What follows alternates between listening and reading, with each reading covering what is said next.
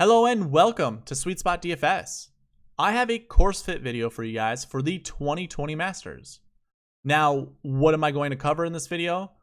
I'll go over a course breakdown, I'll cover course history, as well as grass stats, and for the first time ever in any of my course fit videos, we'll look at shot shape on the screen.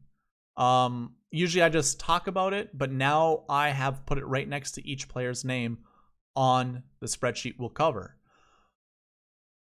You can find timestamps in the description, but before we actually get into the course breakdown, I do want to mention that Chad Eckert and myself have created a spreadsheet for you guys to use.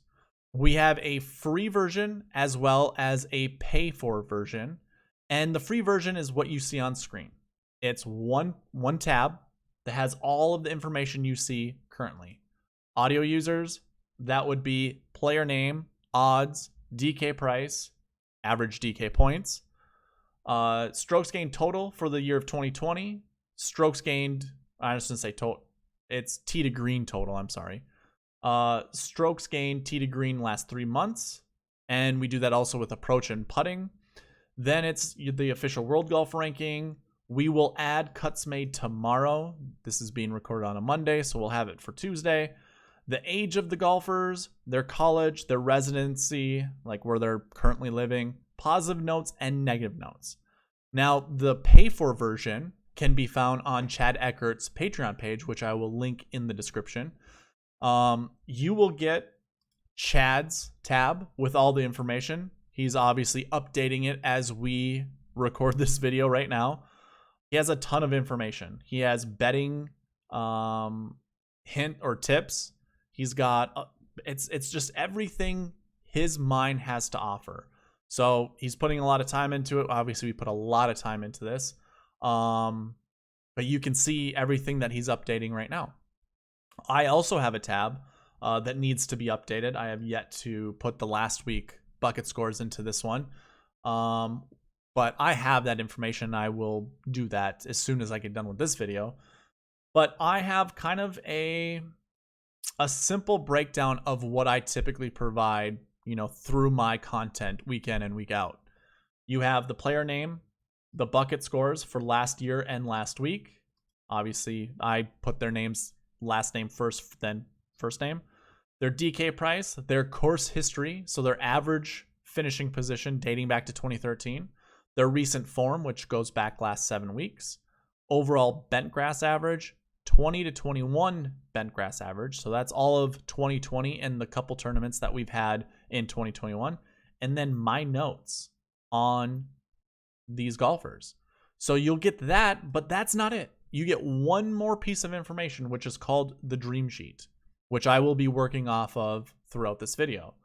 In the Dream Sheet, we have tournament information, which will have the starting hole, tee time, and then I'll make it simple. We'll call it a game. So the very first tee time off on hole 1 will be game number 1, and then mirror that on hole number 10 because they're going to be going off of split tees. Hole number 10's first starting hole or starting time will be game number 2, and it's just an easier way to pair our golfers together. It's just simpler to look at. So we'll have all that. We'll go over some of this golfer information like shot shape. You can see what region they're from, which college they went to, their age, their official world golf ranking. I have the course fit. We'll be working directly with this portion of the Dream Sheet in this video. You see last week's scoring stats, recent form averages, season-long stats, and then a comparison between recent form and baseline. Anything in green is good. Anything in red is bad. So you get all of this for $5. For $5. All you have to do is go to Chad's Patreon page and become a patron. And again, $5. Pretty nice. Okay, let's go ahead, get into the course breakdown. Now, I also have a little visual. We'll go through the Masters website and look at the holes. They have tremendous information on each of the holes, and it's really nice. I'm not going to play any videos. I'll get copyrighted, but We'll go through them.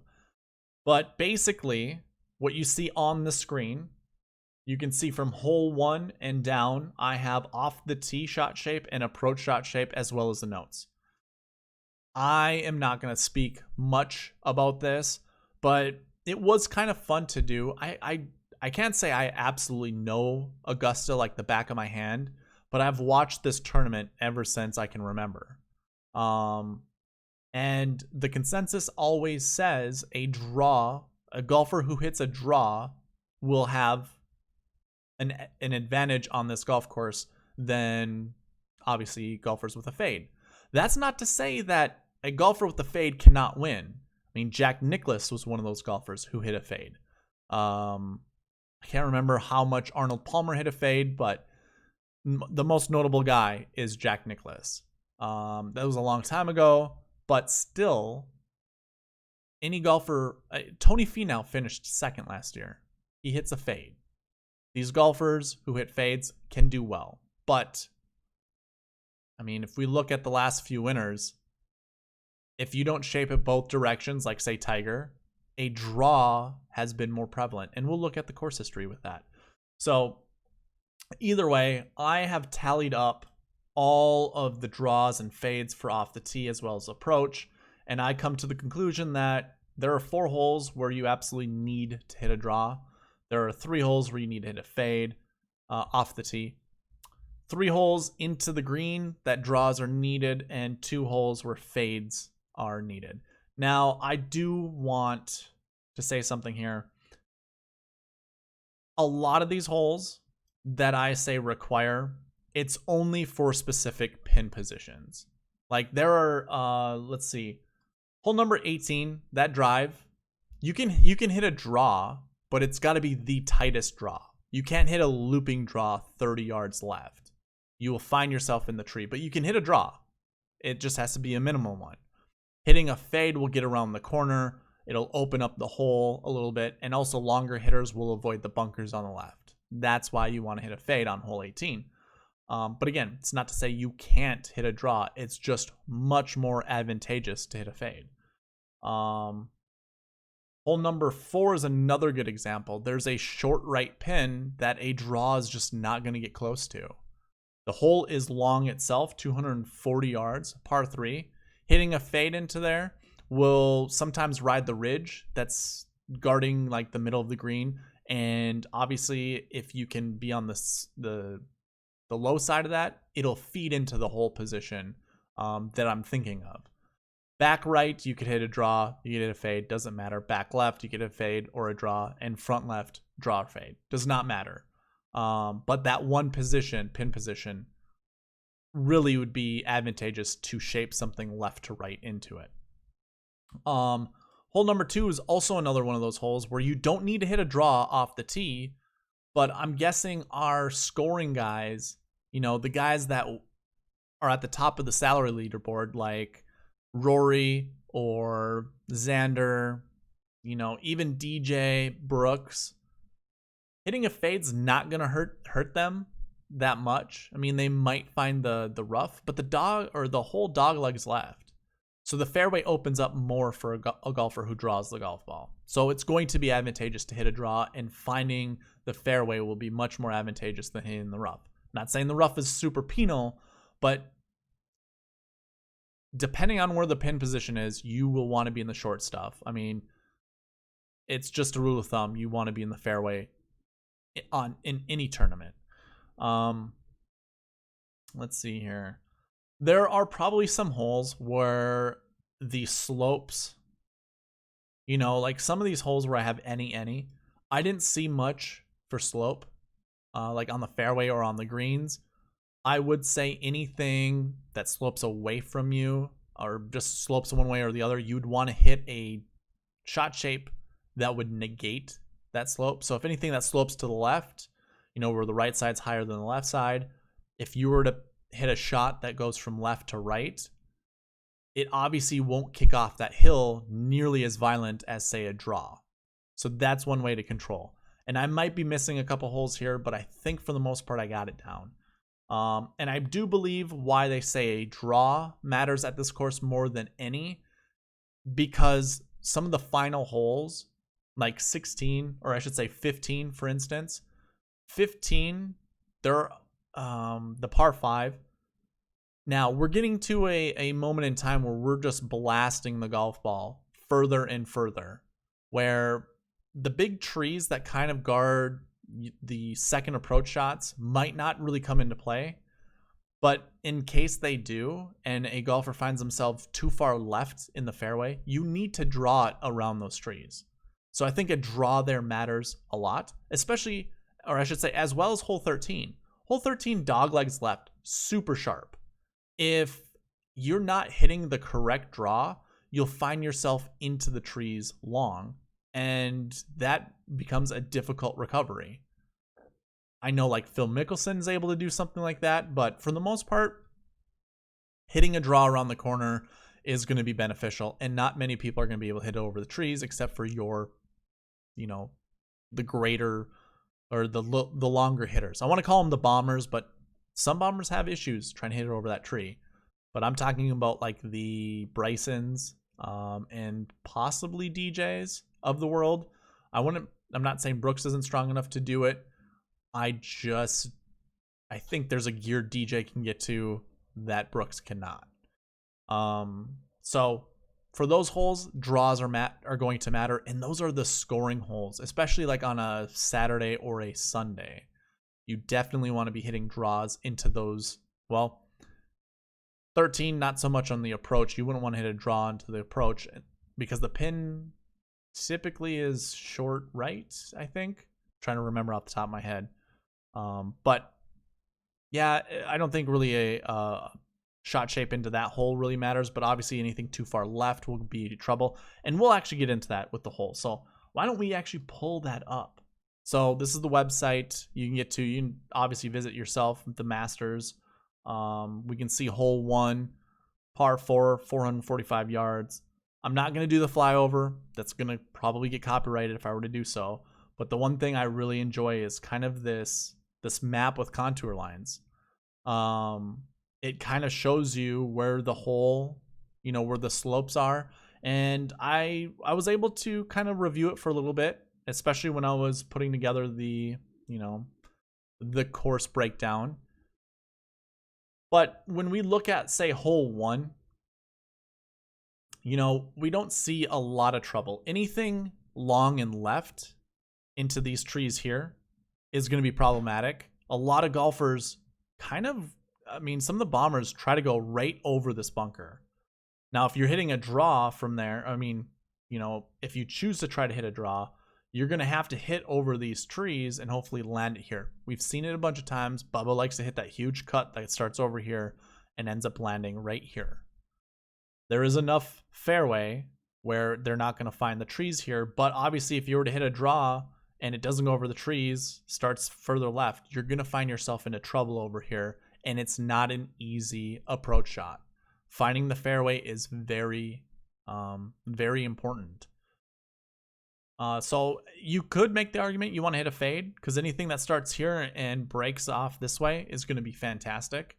Again, I think most of the landing area for the golfers are going to be like right here, if not a little bit further past this bunker. They're going to try to avoid the bunker. It's deep, and they don't want to hit it too far left because it's tree trouble. I'm guessing we're going to see Tiger Woods in the trees off the first hole because that is a tradition unlike any other. It just happens a lot. We can go ahead and go to hole 2. Hole 2 is a par 5. It goes downhill quite a bit. It's kind of has this little narrow chute for the drive. Hitting a draw somewhere around here will hit this downhill. You can kind of see the contour lines a little bit, but it'll hit this downhill and continue going left. Now, nothing really pushes it right, but you have to be wary of this bunker here. I do believe our longer hitters that fade the golf ball can find it. Again, a draw that hugs this corner is going to be perfect. And then you can see the hole kind of opens up a little bit. The green is shaped in a way where a draw is going to matter when it's back left. A fade's going to matter when it's back right. I believe a lot of golfers, if they hit something low enough, can actually, I wouldn't so much say skip, a ball back here, but this whole green, obviously it actually goes from top left down. So anything that rides this ridge will actually get really close to the hole. We've seen it multiple times. It's how Louis got his albatross, not a double eagle. Double eagles don't make sense. I don't care if Bobby Jones once said it or whatever. That's where Louis hit his albatross. It just rode the contour line right into the hole. But yeah, shot shape will only matter with those two pin positions. I think there's one that's in the front and then one in the middle or middle back. You know, I guess I would say a draw is probably most beneficial into this green because everything slopes from left to right on the green, which will negate the draw, which will be a good thing.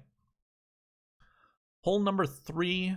I'm just going to keep going to these contour, the topographic maps. Hole number 3 might be drivable for someone like Bryson. We've seen Rory drive it. I think he's driven it with a 3-wood before. I think a lot of golfers actually have been able to hit a ball onto the green or just a little over. So it really depends on the wind. I've heard a lot of the wind direction changes at this time of the year, so everything plays longer than it typically does in April. We'll see if that's the case. If that is the case, Bryson then definitely has more of an advantage because this will knock distance off for him. I think he would be too long hitting his driver into the green. But the green is guarded by pretty heavy slopes. So if you don't hit the green, you want to make sure you're in the correct spot to miss it. You wouldn't want to miss it down here when the pin is there. It's really difficult. Either way, strategy is going to be implored throughout this entire tournament. That's why this tournament is really good. Hole number 4, we've kind of already talked about with the pin position. You know, a fade would be beneficial when the pin position's right here. Otherwise, everything else, I think there's a pin position here, here, and here. So I guess audio listeners, it'd be like front right, back left, and front left. And the ones that are front right, I think will require that fade to come this way. There is a ridge. Everything kind of pushes this way. So golfers will be able to get an assist from the green, especially when their ball is coming in from the left side.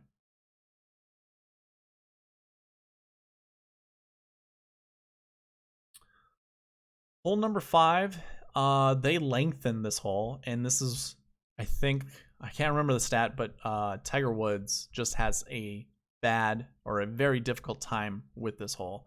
You can see everything kind of slopes left. Where these bunkers are, everything slopes left. You kind of want to miss over in this direction. So hitting a fade off of the tee would make a lot of sense, but it's not necessary. You could obviously hit a draw this way, and as long as it stays on this shelf or it doesn't really, bounce this way, it's going to be a great place to be. The green doesn't really require a shot shape, so I think any shot shape is going to be fine. I don't see any really troublesome pins. Hole number 6, another par 3, pretty straightforward, except for it slopes, I think, heavy left to right. Let's see, undulating green, shifting levels, what is it? Front to back. Okay, so front to back. I won't lie, I don't really remember this hole.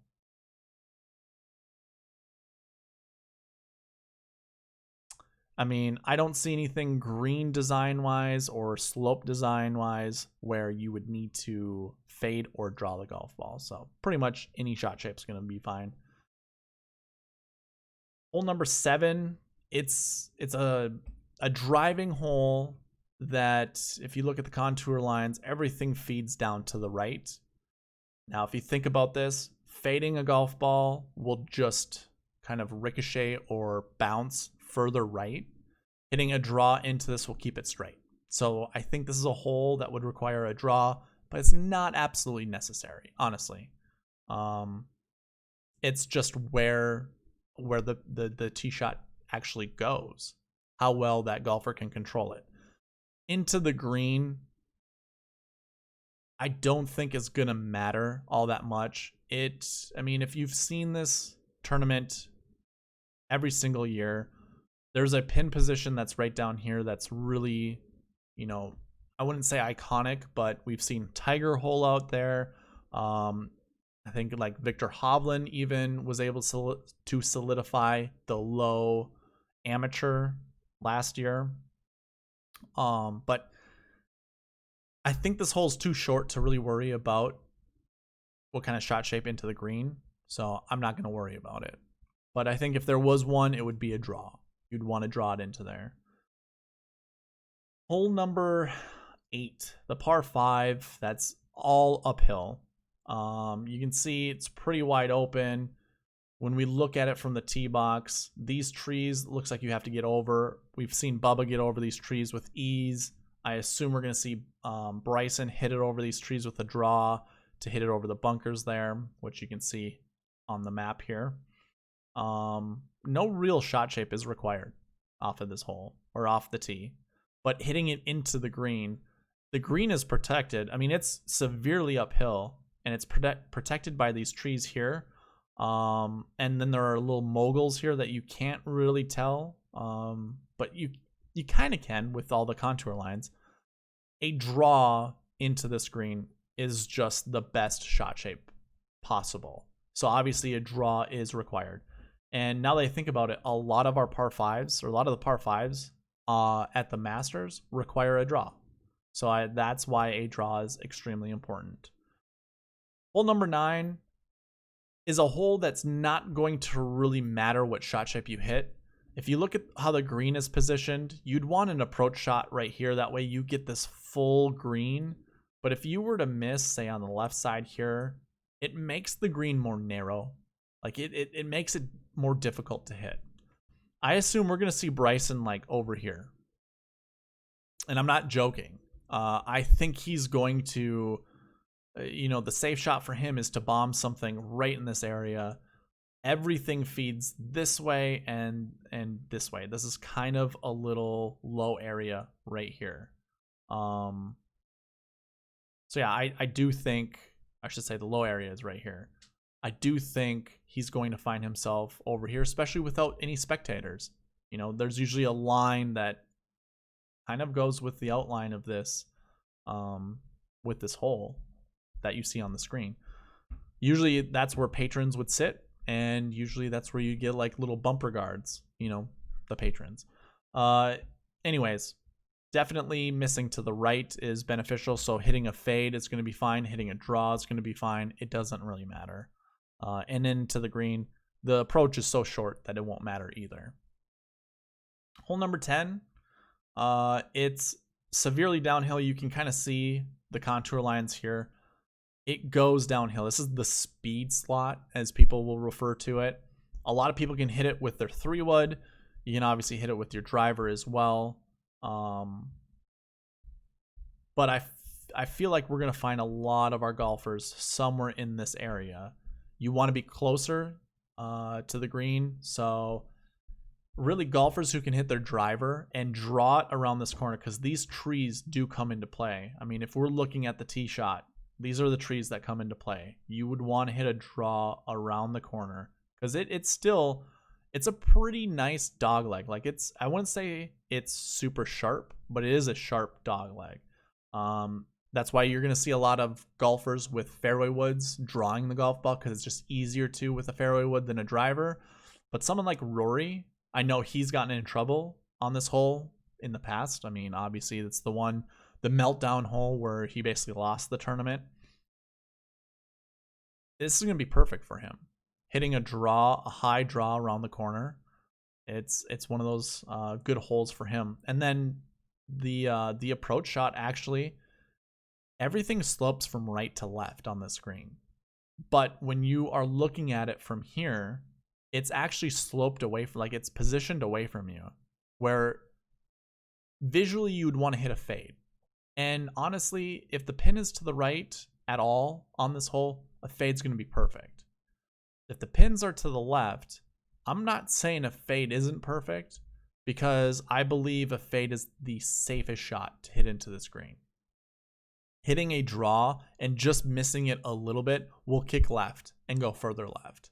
and you don't want to be over here, because if you miss over here, if you don't stay up on this ridge here, it's going to go down to a very difficult pitch place. So really, that's why you'd want seasoned golfers playing this golf course who've been here before rather than rookies, because this is a hole where you can make a big number, especially, ask Rory about that. Hole number 11 is a par 4. This is where the start of Amen Corner begins. We've seen a lot, I guess I've seen a lot of different shot shapes on this hole. If you draw it too much, you'll find yourself into these trees over here, or even these ones. There is out of bounds over here. I don't recall where it begins. But if you miss left, it's no good. A lot of golfers choose to hit a fade on this golf course because obviously being in these trees, less penal than being in these trees. And I don't think you can really hit a draw over these trees completely. Yeah, it would be really difficult if you try to take on a draw. But obviously hitting a deep fade is perfect. And then looking at the green has water that protects to the left. You also have Rays Creek in the back. A lot of golfers are going to miss over here. Like, they're not even going to try to hit the green. They're not even going to try to get anywhere close to this pond because it will kill a round, basically. If there's a long approach, a draw is going to be required. And really, a draw is just going to push further left, which gets dangerous, but it can also be the only way to get it close to the hole is by hitting a draw. So I think approach shots, you do want to hit a draw.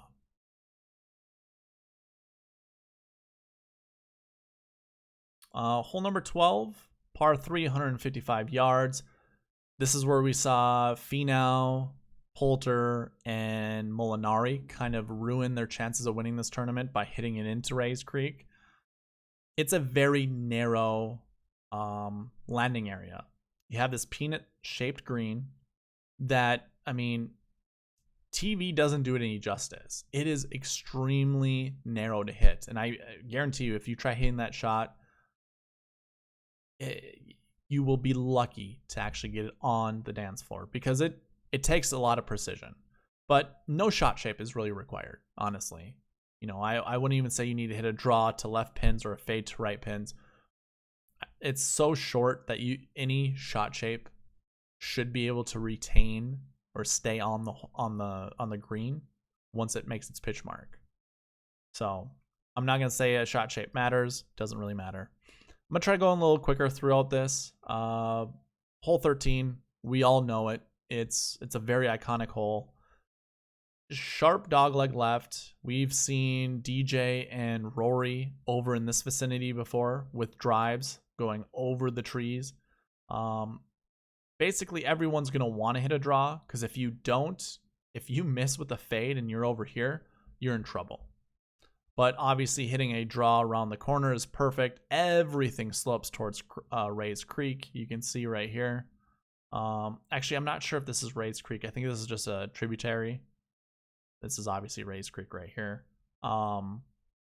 Either way, everything slopes this way. All of the approaches the ball is going to be above right-handed golfers' feet and below left-handed golfers' feet, which will just promote a right to left shot shape. The green is kind of shaped to hit the opposite shot shape.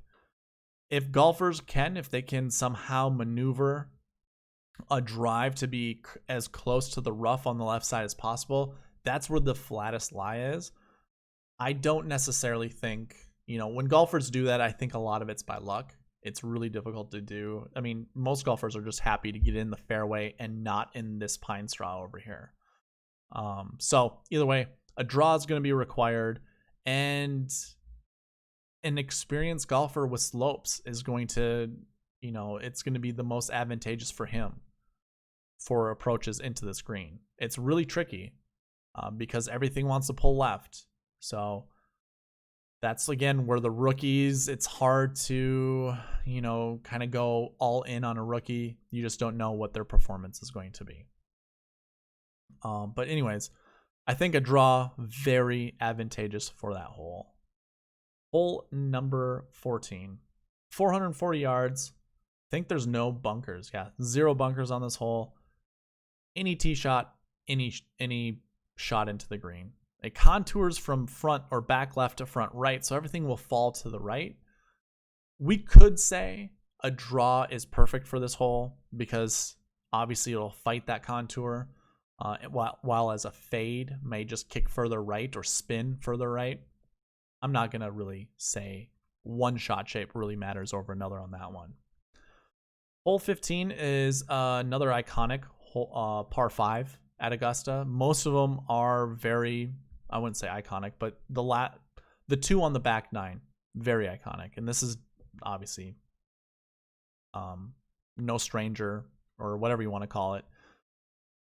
It's a very rewarding hole, but it can be very daunting, and it can be very penal. I mean, we've seen Tiger lose his Masters on a Saturday by hitting the pin on his approach shot, going into the water, and then not dropping in the right place and admitting that he didn't try to, which is against the rules. Can't remember what he ended up making. I think it was an 8 or a 9, and that just took him out of contention.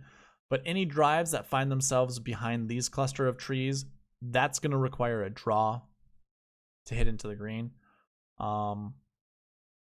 I do believe a draw is probably one of the more beneficial ball flights on this hole, but you can miss anywhere on the right side here and be just fine. You'll get a flatter area up here, and this is really the higher point of this hole, so it provides kind of the best placement for an approach shot. Obviously, the closer you get to the hole, the more lofted club you're going to have in your hand, the higher you're going to get to be able to get the ball, regardless of this downslope. That's what you see on the screen. This is all funneling down towards the water. Even with a downhill lie, a wedge or another high lofted club is going to be better than hitting a 5-iron from back here. So it just depends on really how accurate you can be, because this is a very narrow shoot. So anyways, I think a draw is very important for that hole. We get to the iconic par 3 hole 16, where that pin position, we all know it right over here. Hitting any shot shape into this green is going to be fine, because to get to this, all you have to do is ride the slope. That'll bring it there. That's it. Like, you don't need to carve a shot into this green. Likewise, you don't need to repel against the water. It's just not going to matter. Many people have seen this hole, know what it does just by their memory alone. You don't even have to play this hole to know it. So no shot shape required there. Hole number 17, that used to have a huge tree in the middle called the Eisenhower tree. It got removed because I think it got struck by lightning. But really, no shot shape is really, it's not required off of the tee, nor is it really required into the green. The green does have several different slopes. It's just going to take knowledge. You don't need to hit a draw into one slope or hit a fade into another slope. The pins will be pretty close to a lot of these contours, these ridges, and it's just knowing how to play them. A shot shape's not going to matter. The last hole, hole number 18, for me, I believe, like, this is your shoot that you're trying to hit through. To me, you want to hit a fade around this corner, because you want to try to avoid those bunkers, which are straight in your sight line. And hitting a draw doesn't, it's so difficult to hit a draw. You'd have to line up over on the left side of the tee box, flirt with the trees on the right side here, and then hope you don't hit it far or hit it too far to go in the bunkers. The hole actually does stretch around these trees a little bit, so you could hit a hook and still be okay. But there is pine straw and I believe a tributary somewhere over in here. I can't remember who in recent memory hit it over there, but that was the first time I knew there was water over there. Either way, it shouldn't be in play. You want to hit a fade off of the tee and then into the green. It's not going to matter. So you can obviously see Here's where you'd want to hit the fade somewhere in this area here. These trees kind of come out a little bit, and you don't really want to be stymied by any of these trees, which we kind of see year in and year out. I believe if you hit a shot right here, you have 200 yards in. I could be wrong. Maybe it's this bunker. It's 200 yards from here. And I'm not sure what kind of drive this is. I think it's like 260, 270, but this is all uphill, so it's not really going to release. But I believe like 300 will get you here, which I think you want to hit a fade, because if you don't, you will catch the bunker. So that is the conclusion of the course breakdown, which goes hand in hand with this. Let's go ahead and get into the spreadsheet, look at all of the golfers. So first, let's look at course history, break it down by that. This is the dream sheet that you can get from Chad and I by becoming a patron on his Patreon. Looking at course history, top to bottom, no surprise, Jordan Spieth. Now, Jordan's not really coming in with very good recent form, but you know, it's Spieth at the Masters. His worst finish, I think, is 19th.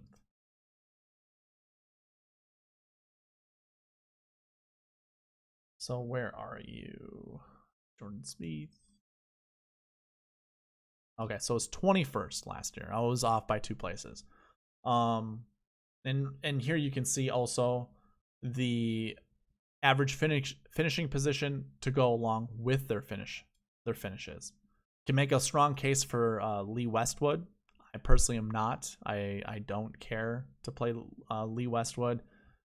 It would be nice to see him do well, but I believe time really already caught up to him.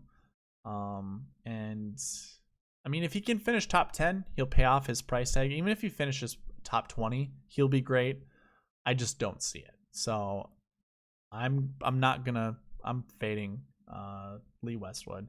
You can see Rahm has decent course history, as does Tony Finau. I mean, Tony's first event here, he got 10th place.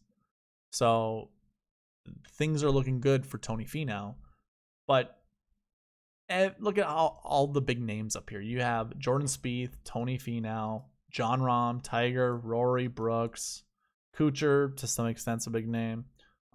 Justin Rose, Adam Scott, Jason Day, Justin Thomas, Dustin Johnson, Ricky Fowler, Xander Schauffele. I mean, Xander had a 2nd place last year, 50th the year before, which obviously hurts his course history. I believe Xander's one of the better course fits at this.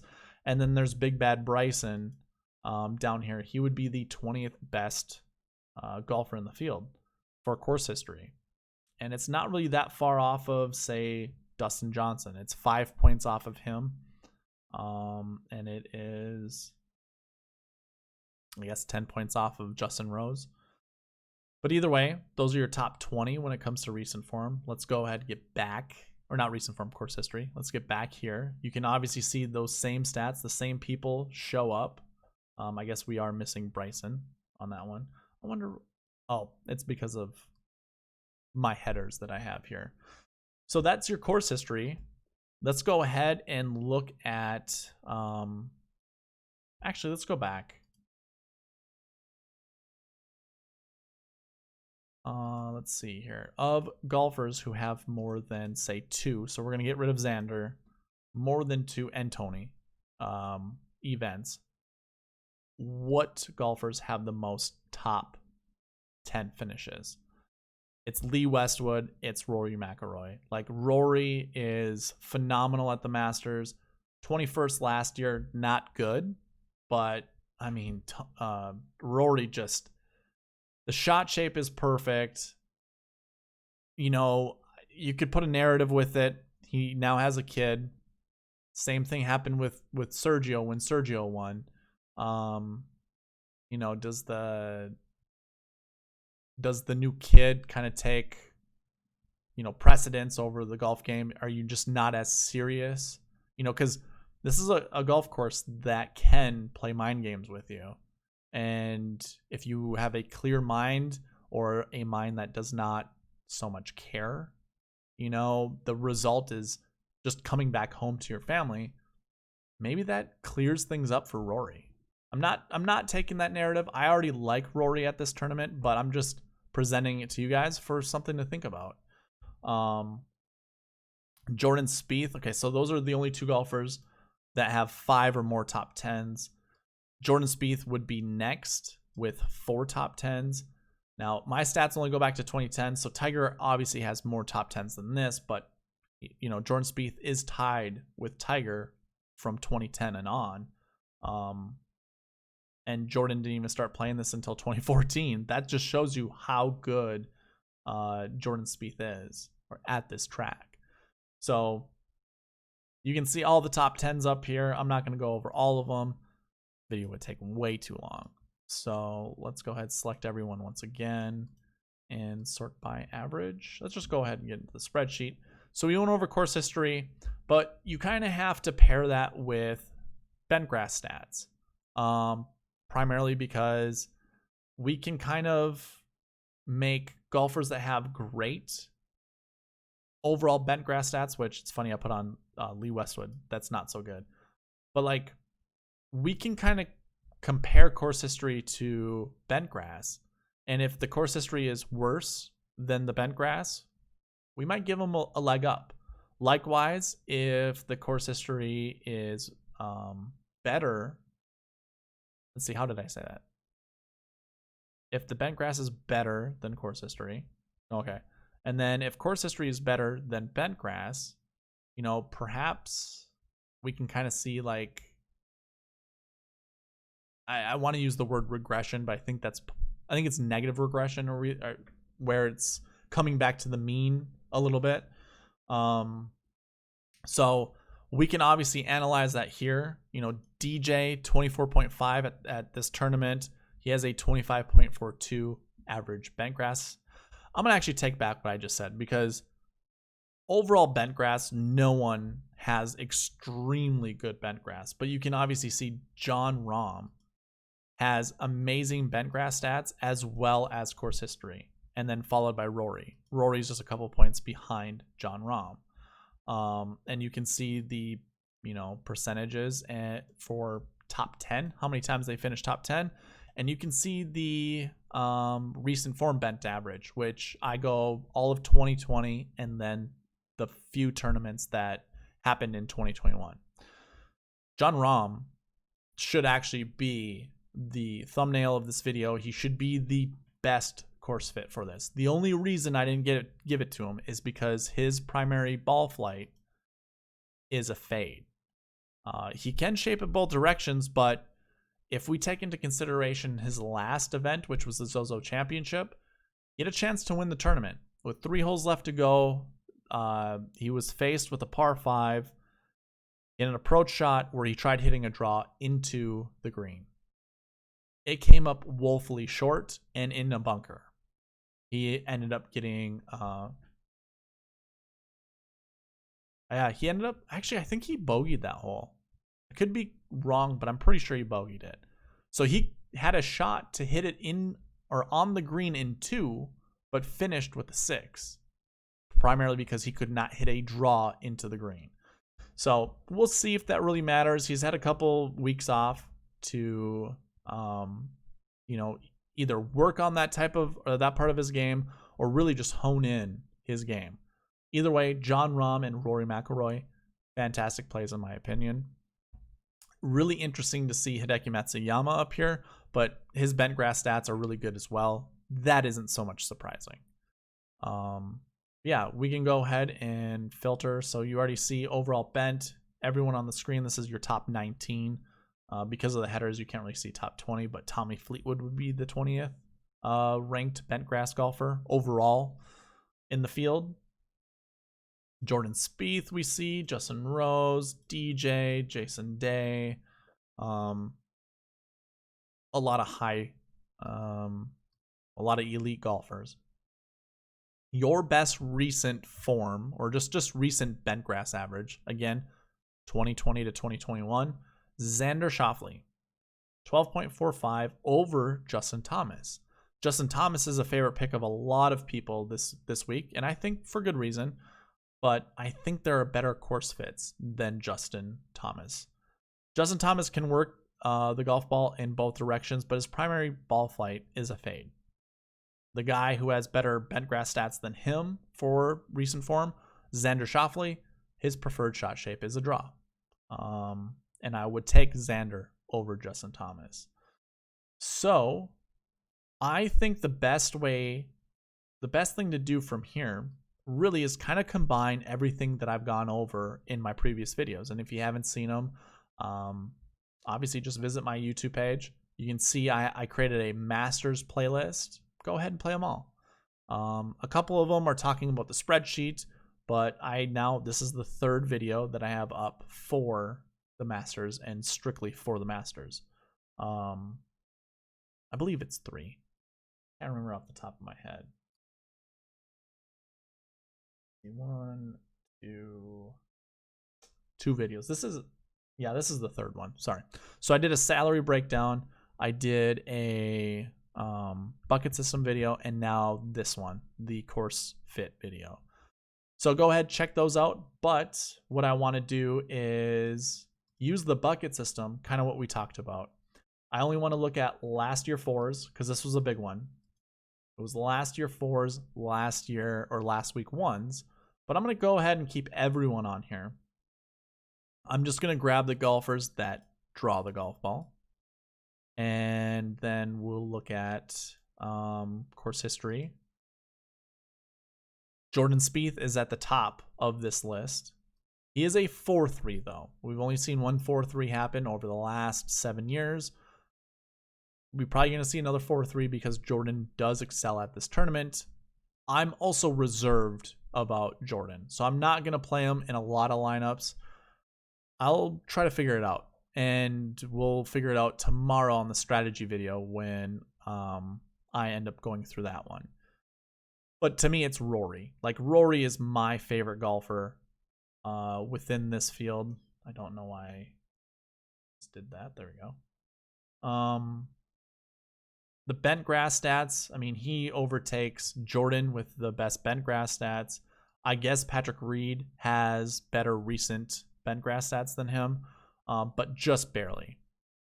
And Rory has the most top 10s on bent grass surfaces. So, when it comes to a 4-1, like Bryson DeChambeau is someone that I am considering just because of how his length might make this course easier for him. If you really, this course is not set up for defenses against Bryson's length.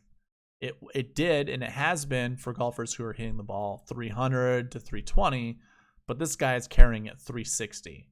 So there really isn't anything that is going to stop Bryson unless it's bad weather and just a lot of, resistance against his ball flight. So I don't know. I think a lot of people are going to miss out on Rory, and I think this is a fantastic time to play Rory. I just think he's the best course fit for this course. 4-1s are a valuable bucket, bucket combination, and he, to me, would be the leader of that bucket combination. Also, let's do one more thing. I do want to conclude this video soon. I want to... Well, we can keep it on draws, actually. That's what I want to do. Draws and blanks, because there are some golfers I just have not had the time to review. So like Bernd Wiesberger, Eric Van Rooyen, Matt Wallace, and Siwoo Kim. I think Siwoo, I think he hits a fade, but I'm just not positive. I also think Jimmy Walker hits a draw, but I do know he was trying to hit a fade for the longest time. I don't know if he's changed his ball flight.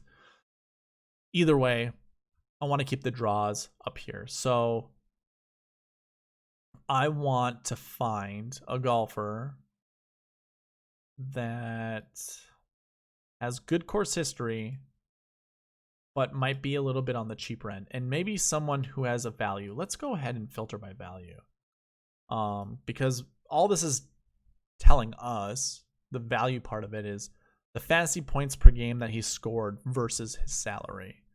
So let's go ahead and go greater than or equal to 85.85. See what we end up getting. It shortens it up a little bit. I think now we have 19 golfers in this pool. I'm already Xing out all of the last year 5s. Not going to play any of those golfers. But when we do this, I think Xander is the man. Like, Xander has obviously good value, his price versus his points, super good course history, and bent grass results. I guess the next golfer I that looks appealing would be Bernd Wiesberger, and I don't know what ball shape, what shot shape he ends up hitting, but just looking at course history, those are good golfers. And then these 5 golfers down here are interesting as well.